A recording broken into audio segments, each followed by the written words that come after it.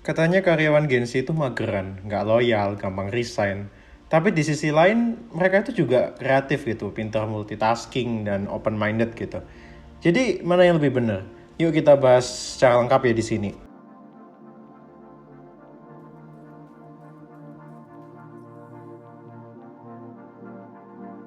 Bukan nggak loyal, tapi cari yang lebih baik.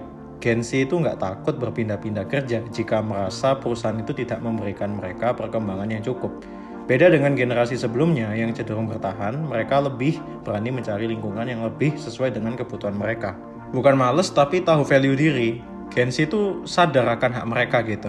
Jadi jika diminta lembur tanpa kompensasi, mereka ya nggak segan untuk nolak.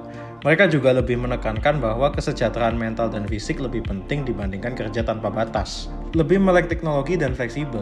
Dunia kerja sekarang tuh semakin bergantung pada teknologi. Jadi Gen Z itu lebih paham cara kerja digital, kerja jarak jauh, dan pemanfaatan aplikasi serta software untuk meningkatkan produktivitas. Jadi mari kita bahas dulu positif dan negatif dari sikap Gen Z di dunia kerja. Jadi efek positifnya itu yang pertama ya mendorong perusahaan beradaptasi dengan teknologi. Dengan kehadiran Gen Z, banyak perusahaan yang akhirnya mulai go digital dan mengadopsi sistem kerja yang lebih modern. Lalu work-life balance mulai dihargai, jadi perusahaan itu mulai lebih terbuka untuk memberikan fleksibilitas dalam jam kerja dan lingkungan yang lebih sehat. Lalu budaya kerja toksik itu jadi berkurang karena Gen Z ini lebih berani bersuara. Banyak perusahaan yang akhirnya mulai memperbaiki budaya kerja mereka gitu karena Gen Z. Lalu dampak negatifnya sendiri itu ya yang pertama kesulitan mencari karyawan yang bertahan lama. Dengan kecenderungan sering resign, perusahaan itu jadi sulit mempertahankan karyawan dalam jangka panjang.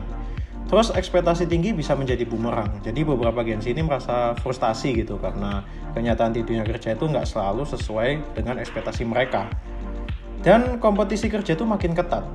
Karena Gen Z ini lebih selektif memilih pekerjaan gitu. Mereka itu harus bersaing ketat dengan kandidat lain yang memiliki skill lebih unggul. Jadi Gen Z itu beneran males atau mereka cuma lebih realistis? Yang jelas dunia kerja sekarang itu udah berubah. Jika perusahaan masih menerapkan sistem kerja lama, siap-siap ditinggalin karyawan Gen Z. Sebaliknya, kalau Gen Z terlalu idealis tanpa menyesuaikan dengan realita, mereka juga akan kesulitan bertahan di dunia kerja. Kalian tim setuju atau enggak dengan gaya kerja Gen Z? Tulis pendapat kalian di kolom komentar, jangan lupa like, share, and subscribe biar makin banyak yang paham soal tren dunia kerja sekarang.